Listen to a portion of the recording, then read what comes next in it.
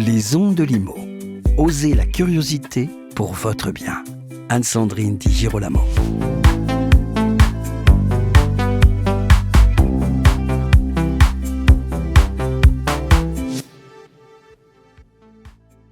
On parle volontiers de recomposition du marché immobilier français avec au milieu du tableau des réseaux de franchise, parfois sous pression, des réseaux de mandataires qui revendiquent une forte montée en puissance en ce moment et puis aussi une fragilisation de certains indépendants.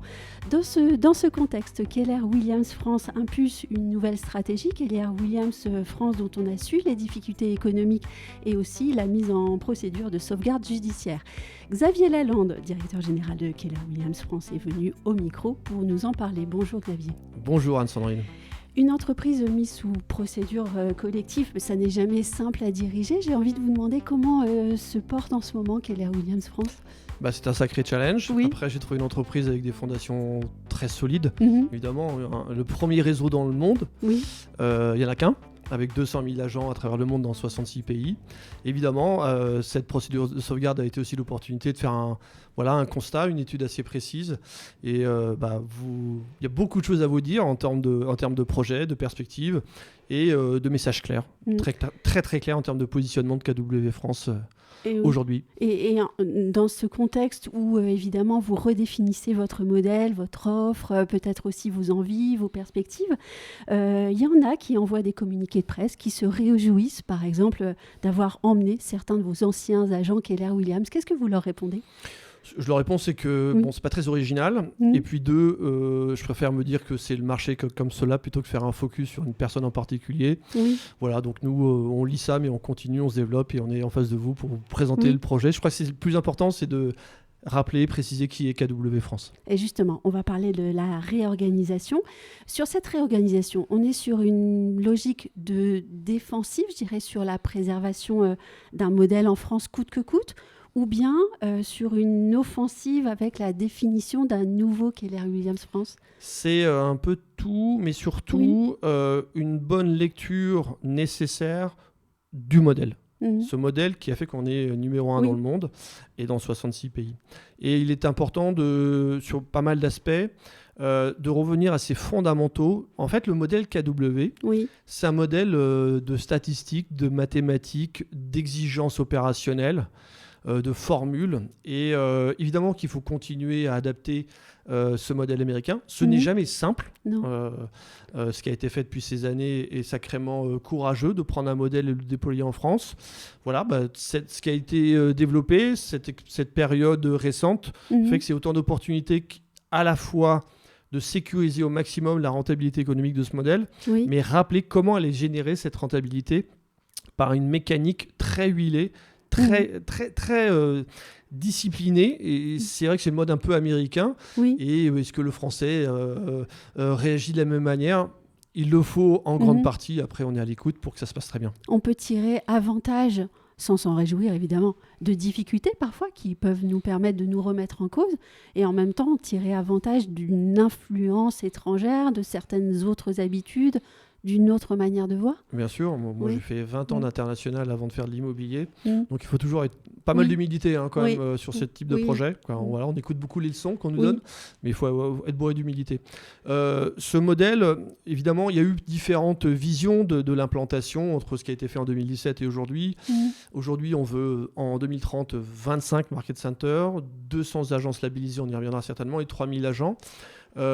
C'est pas 150 market centers. On a regardé le modèle français, on a étudié la situation, le marché, la réalité, le déploiement que l'on a eu et finalement les meilleurs scénarios qu'on a pu voir pour se dire les chiffres aujourd'hui, le projet aujourd'hui est celui-ci.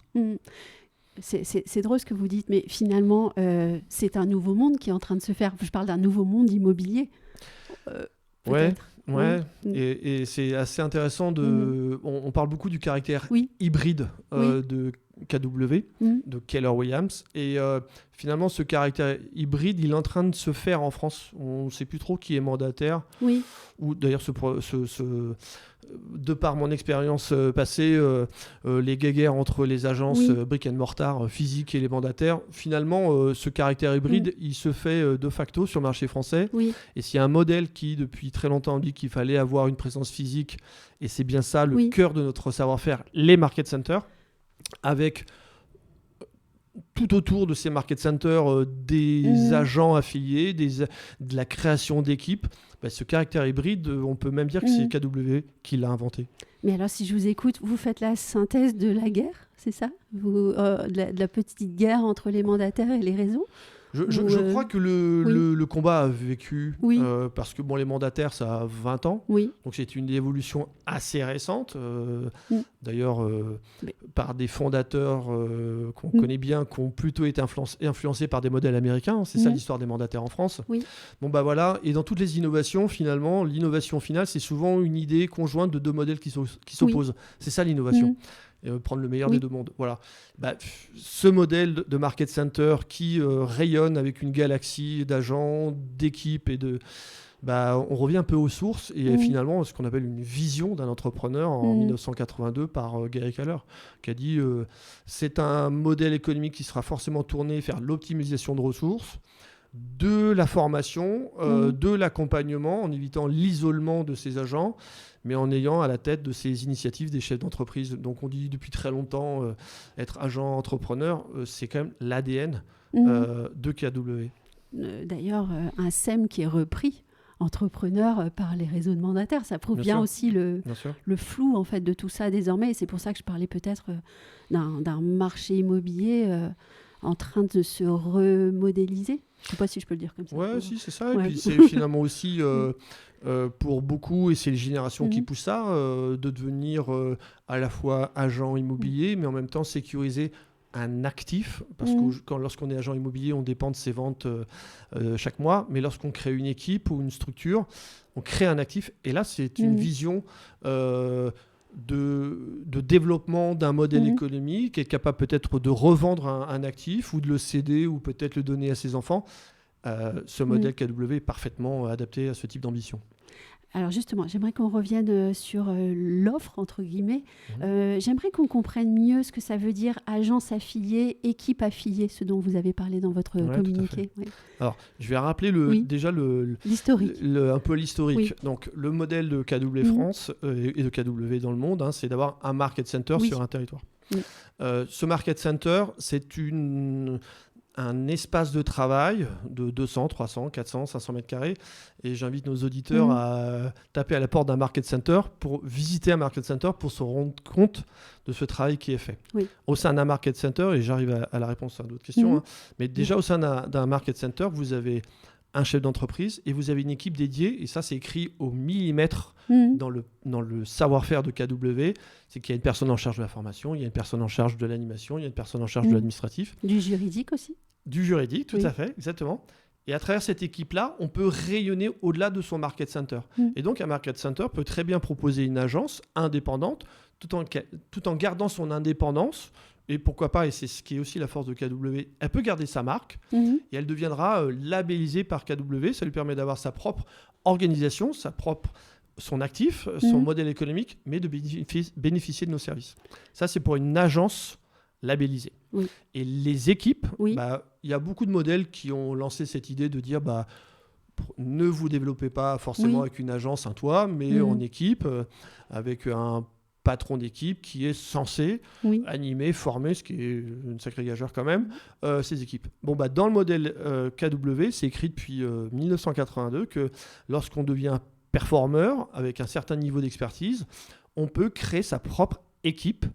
Et là aussi, j'aimerais insister sur ce qui différencie Keller Williams de certains modèles qui se sont créés autour de la création d'équipe. On a un modèle économique qui est assez incroyable, on ne va pas rentrer dans les détails aujourd'hui, pour que ce top performeur puisse proposer des niveaux de rémunération sans compétition, vraiment hyper compétitifs, ces rémunérations, pour qu'il crée cette émulation et son équipe peut-être viendra-t-elle, cette équipe, une fois par semaine dans le Market Center, ou elle sera peut-être très éloignée, mais en tout cas, elle bénéficiera localement de l'accompagnement par cette équipe de Market Center, avec ses formations faites par la centrale, par KW France, et localement. Ils sont formés sous un toit, avec une équipe, et avec une vraie vision du partage. Et ça, c'est pas des mots, c'est une réalité.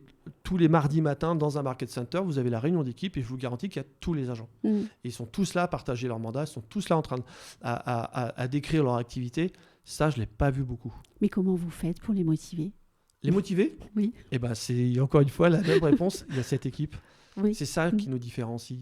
Effectivement. C'est pas partout comme ça. Bah non, justement, c'est pour ça que j'insiste sur ces caractères différenciants de KW. C'est que vous avez des chefs d'entreprise qui ont investi. Alors des vrais investissements, pour avoir un Market Center, il faut l'assumer. Mais simplement, après, c'est un modèle d'accompagnement, de formation. On est un peu provocateur, mais je vous garantis que Gary Keller l'a redit donc à la convention qu'on appelle la Family Reunion, qui était à Atlanta il y a 3 semaines. Nous ne sommes pas tant un réseau immobilier, nous sommes surtout une agence, une entreprise de formation et de coaching pour les pros de l'immobilier. Et ça, peut-être beaucoup le disent aussi, l'entreprise a été créée comme ça. Avant de parler de la formation, on peut peut-être parler des droits d'entrée. Oui, alors... Ou du coup, parce que c'est vrai qu'on a souvent reproché à Keller Williams d'avoir un coût d'entrée très important. Alors, c'est là la vertu de ce modèle qui est plus progressif. On peut adresser un nouveau territoire. Et c'est ce que l'on va plutôt inciter à faire, en y allant d'une manière progressive. Une ville où nous ne sommes pas présents, on va plutôt avoir 1, 2, 3, 4, 5 agences labellisées pour dire, tiens, on va déjà créer une vraie activité localement. Et parmi ces 2, 3, 4, 5 agences, il y a peut-être ce talent ou cette association de talents qui va créer ce Market Center. Et du coup, il y aura, pour répondre à votre question, un volume d'activité nécessaire pour être capable. Alors je ne crois pas qu'on soit plus cher que les autres en termes de la concession d'un territoire. Mais pour être parfaitement clair, les agenceux ou les équipes, elles n'ont rien à payer. C'est même pas de la franchise, ce sera un contrat de partenariat. Donc c'est hyper progressif pour celui qui dit tiens, je vais démarrer chez KW France dans un mode agence. Et puis peut-être que je vais participer à cette création localement d'une activité. Et après, je verrai si j'ai l'activité, la connaissance et le talent. Parce qu'il faut, c'est des gens de talent pour conduire un Market Center. C'est une vraie entreprise. C'est pas... je ne sais pas ce que c'est pas, mais en tout cas, je sais ce que c'est. C'est une vraie entreprise avec une équipe. Voilà. Donc ce caractère plus progressif donnera cette possibilité d'investir à bon escient d'une manière aussi progressive. Et alors, face au talent, il y a évidemment du travail aussi, parce que ça compte parfois plus que le talent quand même. Et vous parlez de la formation, mais tout le monde me parle de la formation. Comment on fait la différence ? Alors, la formation, il faut la donner. Alors, il faut l'écrire, il faut la donner. Il faut la faire vivre. Et puis après, il faut s'assurer qu'elle soit déployée sur le terrain. Donc, à cet égard, alors là, nous aussi, on a des chiffres, mais il y a 160 parcours. Ça ne fait que depuis 1982 que toutes ces formations sont faites, avec un triptyque très fort. Et ça, je ne le connais pas ailleurs. Alors, sur l'expertise métier, la formation initiale, soit. Contact, il y en a à peu près partout. Bon, nous, elles sont faites déjà sous un toit, dans un Market Center, avec des équipes dédiées localement. En présentiel. En présentiel. Et 2, avec un coach qui vous suit. J'entends des fois un accompagnement de 5 semaines. Nous, c'est 360 jours par an. C'est toute l'année. Il y a un coach localement. Petit 1. Petit 2, c'est donc expertise métier, expertise développement personnel. On est une société de coaching, du vrai coaching. Et 3, leadership. On est une école de leadership. Une école. Voilà. Donc, comme on peut approcher ce modèle à différents niveaux, on est accompagné à chacun de ces niveaux. Que je sois patron d'un Market Center, que je sois patron d'une équipe. Voilà, peut-être que ça peut paraître être que des mots. Là encore, je vous encourage à aller dans un Market Center et voir. Pour caractériser ça, et puis pour m'engager sur des faits concrets, dans un Market Center, il y a un tableau. C'est le tableau de l'agenda, pas de l'année, pas du trimestre, pas du mois, mais de la semaine. Il y a pratiquement un événement par jour. Allez, on va dire un événement tous les 2 jours, que ce soit coaching ou formation. Ça, je ne l'ai jamais vu ailleurs. Non, effectivement, c'est extrêmement important. Et d'ailleurs, si je peux me permettre, le fait que dans les market centers, il y ait aussi des juristes de formation, etc., je suppose que ça communique, donc nécessairement ça infuse. Et j'irai même plus loin, si vous me permettez. Notre vision de l'agent immobilier, c'est que au-delà de la transaction, il doit accompagner ses acquéreurs et vendeurs avant, pendant et après la transaction. Et dans la très grande majorité de nos market centers, vous avez même un courtier. Donc, soit directement fait par le market center, soit il est lui-même franchisé d'un courtier en crédit. Vous avez même cette expertise-là. Et évidemment que nos agents ont aussi des experts sur les questions aujourd'hui de rénovation énergétique. Donc, notre vision de l'agent immobilier, c'est qu'il doit être pluridisciplinaire. Et au sein d'un market center, il a des agents qui sont eux spécialistes du crédit. Donc il y a ce vivier de... C'est vraiment un peu la maison de l'immobilier, le market center, avec les aspects transactions, conciergerie, crédit, assurance. Voilà. Donc oui, ça brasse pas mal. Ouais. Alors vous avez dit tout à l'heure qu'il faut absolument ouvrir la porte, pousser la porte pour comprendre ce que c'est.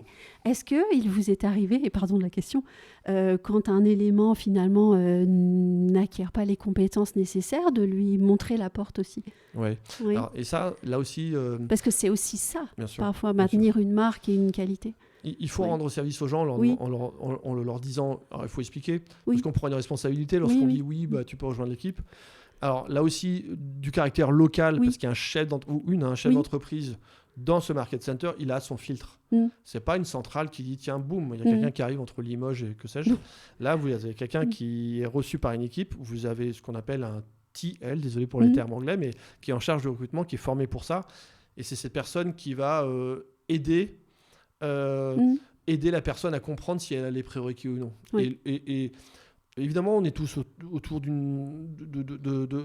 volume, mais vous avez un ou une chef d'entreprise qui décide à la fin. Voilà. Donc, dans un market center, c'est parfaitement assumé. Ça aussi, c'est dans l'écriture de l'organisation d'un market center. Vous devez avoir, Gary Keller l'a réexpliqué à Atlanta, 30% de débutants, 30% de personnes en devenir qui commencent à chiffrer, et 30% de capeurs qui sont les gros producteurs.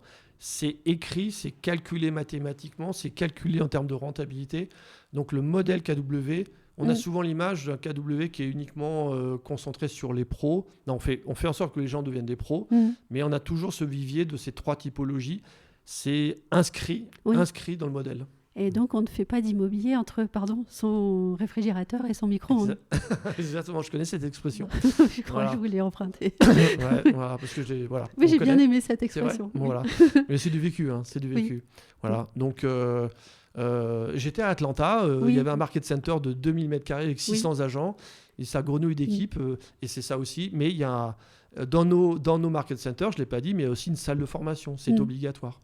On n'est pas formé dans une chambre d'hôtel ou voilà, je ne vais pas te citer de nom de vieilles franchises hôtelières, mais on donne un vrai cadre aux professionnels. Et juste une minute, vous êtes justement revenu d'Atlanta où il y avait un événement international avec 13 000 agents Keller Williams présents. Juste en une minute, qu'en avez-vous retenu? Alors déjà, parce qu'on pourrait penser que c'est la grande messe. Ouais, c'est la grande messe, mais avec beaucoup de la part du leadership, de Gary Keller d'ailleurs, qui est évidemment présent. Beaucoup d'humilité, de pragmatisme, parce qu'ils prennent la responsabilité de donner des parcours professionnalisants et d'entrepreneurs. Je vous dis vraiment qu'avec ce que j'ai ressenti, évidemment le mindset américain, et ça, on ne peut que leur envier, en fait. Voilà, s'il y a bien un terme français que les Américains nous ont piqué, alors que ça les énerve un peu, c'est entrepreneur. Voilà, ce mot il est bien français, il vient de chez nous. Et ils ont l'impression que c'est eux les... Mais c'est vrai que c'est impressionnant. On n'a pas la même culture aux États-Unis. On a besoin d'avoir 3 jobs. Donc même quand on est étudiant en France, on a quelque chose un peu plus sécurisé. Mais ce mindset-là, c'est notre ADN, notre marque de fabrique. Il faut ce mindset chez KW, on l'a ou on l'a pas, mais avec le parcours, la formation, je vous l'ai dit, le coaching, ce mindset-là, c'est ça, cet ADN, c'est peut-être pas ce qu'il y a de plus facile à importer, mais c'est ça le modèle de KW. Voilà. Beaucoup d'innovation à Atlanta. Oui, vous m'avez parlé d'humilité aussi. Tout à fait, tout à fait. Ouais. J'ai vu des équipes parfaitement conscientes que le marché immobilier bouge beaucoup. Aux États-Unis, c'est comme en France, les portails. Il y a une concentration de marché. Aux États-Unis, il y a eu des gros rachats. J'ai vu des patrons d'un réseau avec beaucoup d'accessibilité. Ils sont très présents, très accueillants, très accessibles. Et dans le partage de l'information, dans le partage de la donnée du projet KW, et cette accessibilité, cette humilité, moi, je l'ai beaucoup apprécié. Voilà. Et c'est ce que doivent avoir les équipes de KW en France. On est beaucoup sur le terrain. C'est là que ça se passe. Hein. Voilà. Oui. Et beaucoup d'innovation, beaucoup de tech. Si je devais résumer aussi ce que j'ai vu sur les mouvements, ce besoin, on ne sait pas trop ce qui va se passer avec l'IA. On a beaucoup vécu avec les portails. Maintenant, on est obligé d'avoir une empreinte digitale locale personnalisée, le personal branding. Un énorme focus sur ce sujet aux US parce que la responsabilité est encore plus forte que individuellement chaque agent fasse briller son nom, sa marque, son empreinte encore plus parce que le marché il a beaucoup évolué. Et d'où l'intérêt d'être formé. En tout cas, ça, on pourra en reparler. Merci beaucoup, Xavier Lalande. C'était intéressant. Merci beaucoup. Merci de votre accueil. Merci de nous donner l'occasion de nous exprimer sur ce beau modèle. C'était avec plaisir. Et puis, vous, si vous avez aimé cet épisode, surtout likez-le, partagez-le sur les réseaux. Et puis, on se retrouve très vite pour un autre épisode. À bientôt.